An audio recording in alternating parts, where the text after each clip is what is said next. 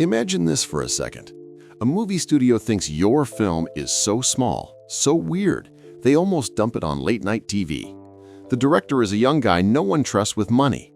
And one of the most important characters in the whole story, he's a real DJ who is terrified of showing his face on camera. Yet that same DJ not only holds the movie together, he walks away with a share of the profits and helps launch the chain of events that leads to Star Wars. This is the story of how Wolfman Jack saved American graffiti.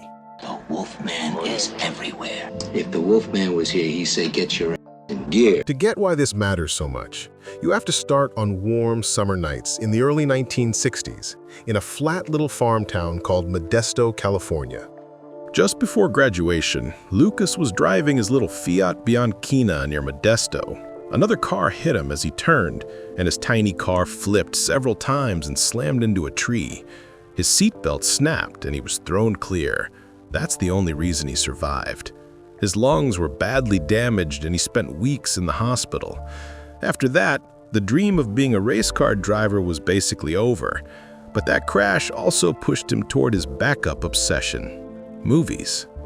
Lucas went to film school at USC in Los Angeles and started making films about the stuff he knew: cars, motion, machines. He even thought about making a documentary about a mysterious radio DJ he'd grown up hearing at night, a man with a gravelly laugh, howls, and this smooth, hypnotic patter that sounded like it came from another planet. That DJ called himself Wolfman Jack. Wolfman Jack was not some Hollywood invention. He was a real guy named Robert Weston Smith, born in Brooklyn. In the early 1960s, he headed south, down past the border, to work on giant border blaster stations in Mexico. These stations had huge transmitters that could blast radio signals across most of the United States at night. The normal US rules didn't apply, so they could run insane power levels and play whatever they wanted. Out of one of those stations, XERF and later XERB, came this voice. Deep, raspy, laughing, howling, talking over R&B and rock and roll records. No one knew what he looked like. Most listeners assumed he was black, based on the music and the voice. He didn't correct them. He didn't do TV, he barely did photos. He just lived in the speakers, this ghost on the air.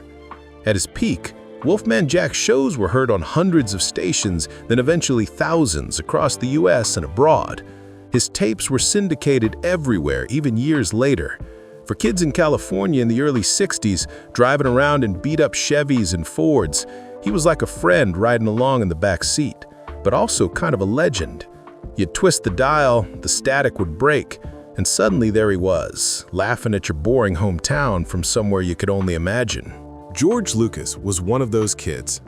He grew up listening to Wolfman on the airwaves, the way other people look at old TikToks today.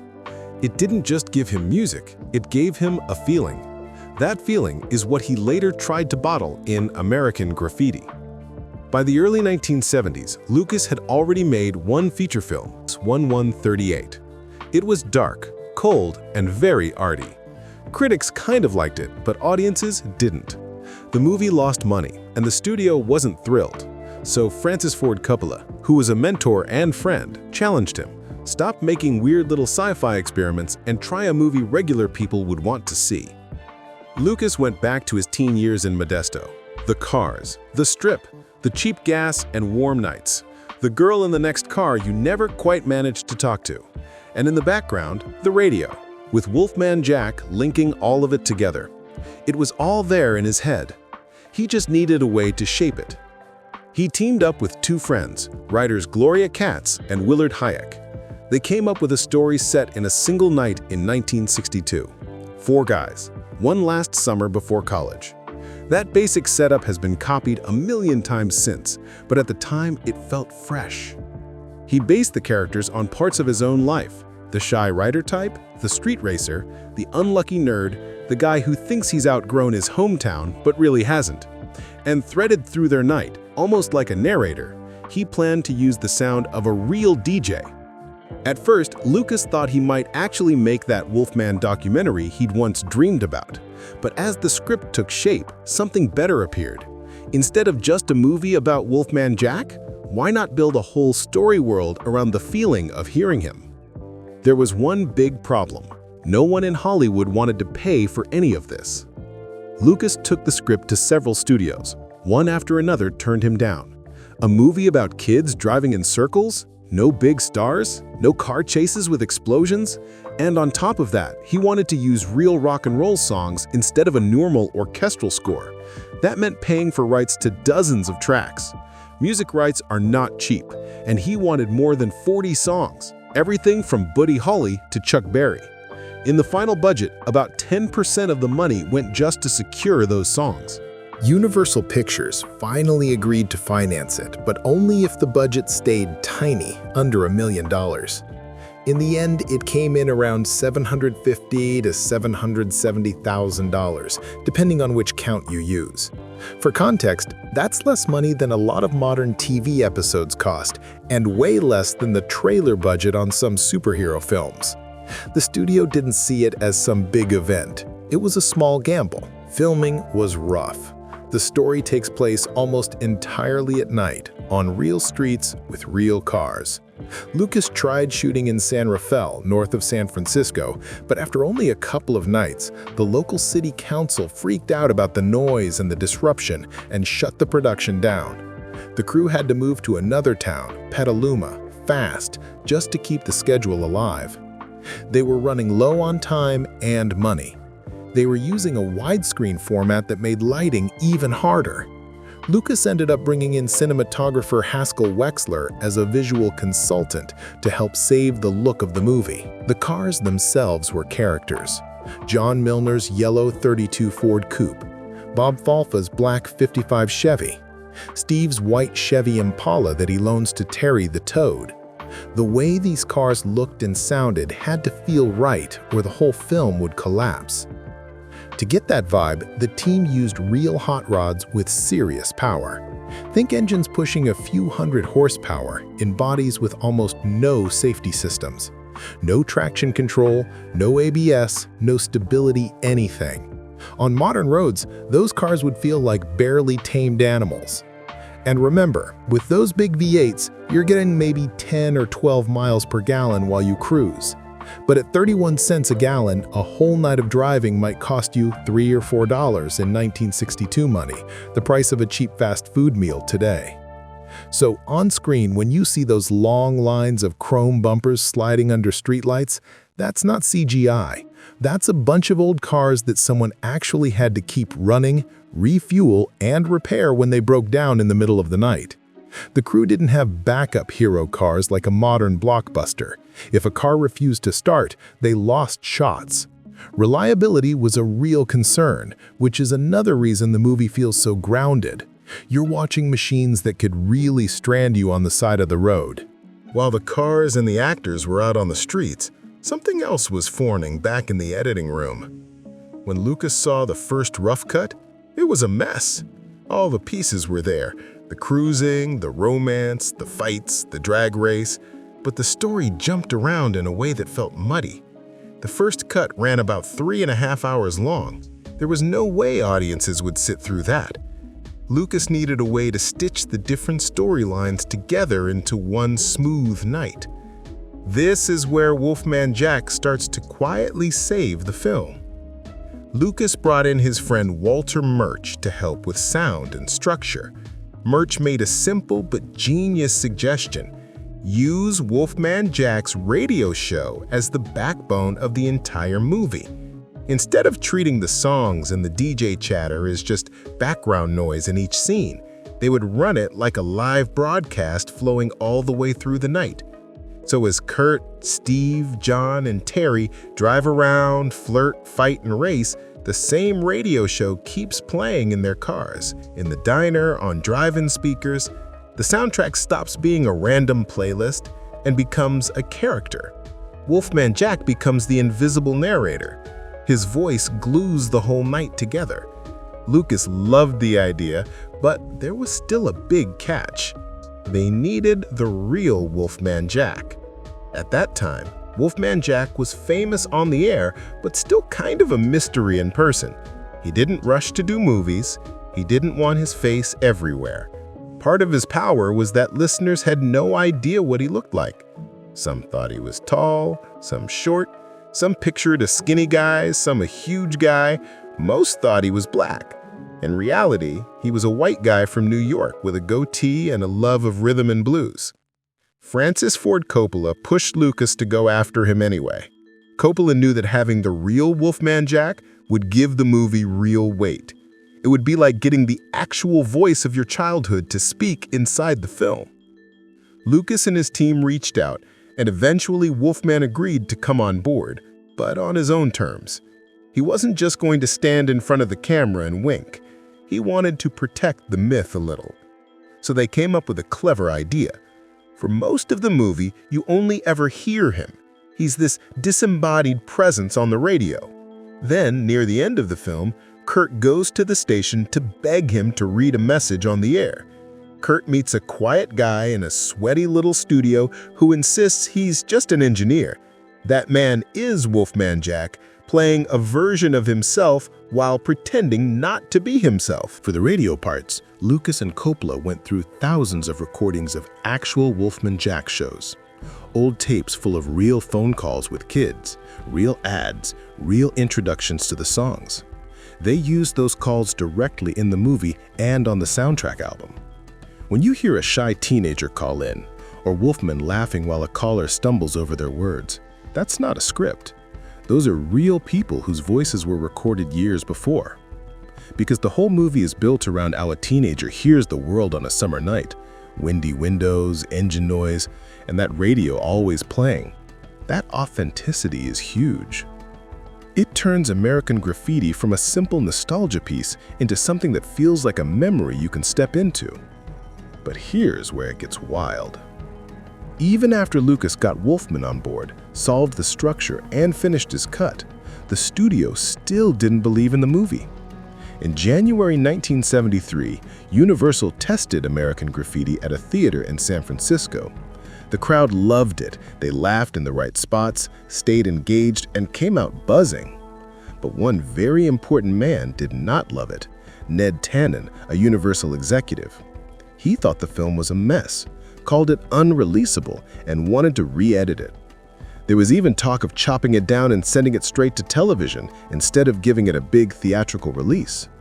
If that had happened, the movie would probably have vanished. No big box office, no soundtrack phenomenon, no path to Star Wars. This is the moment where several people and one DJ end up saving it. Francis Ford Coppola stepped in first. He had just made The Godfather, which was a monster hit and about to win Best Picture. Coppola told Universal that if they hated American Graffiti so much, he would buy it from them outright and pay back the entire budget. Other studios even said they'd take it instead. Universal, not wanting to hand a possible success to a competitor, backed down a bit. They still forced Lucas to cut a few small scenes, but they didn't let another editor tear the whole movie apart.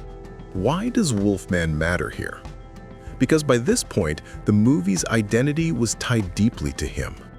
The radio show structure and all those songs were not something you could easily rearrange or cut without wrecking the whole thing. His voice ran through the movie like a spine. Take that out, and the body collapses.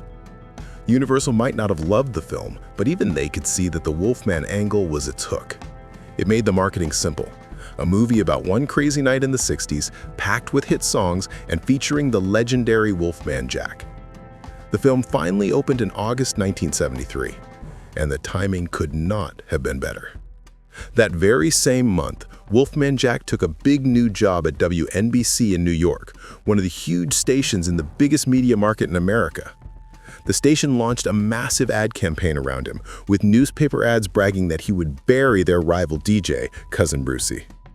For listeners who had only ever heard this wild voice coming out of Mexico or late-night local stations, now he was on a big New York frequency and in a Hollywood movie at the same time. You thought that was big? Try this. American Graffiti cost under $1 million to make. It went on to earn well over $100 million at the box office, and more when you add home video and TV rights. It became one of the most profitable films ever made dollar for dollar. The studio that almost dumped it on TV suddenly had a gold mine. Lucas, who had promised his father he'd be a millionaire by 30, hit that goal early off this one film. Lucas had insisted on something else, too. He gave a small fraction of a point, a share of profits, to Wolfman Jack. Points are how actors, directors, or key people sometimes get paid beyond their basic fee. 1 point is 1% of the profit. Wolfman didn't get a full percent, but even a slice of a point on a movie this successful turned into a steady income stream for the rest of his life. The crazy part? He had been hesitant to even show his face on camera, and now he was literally sharing in the success of the whole project. Because of his appearance in American Graffiti, Wolfman Jack's career exploded. He went from cult radio legend to mainstream celebrity.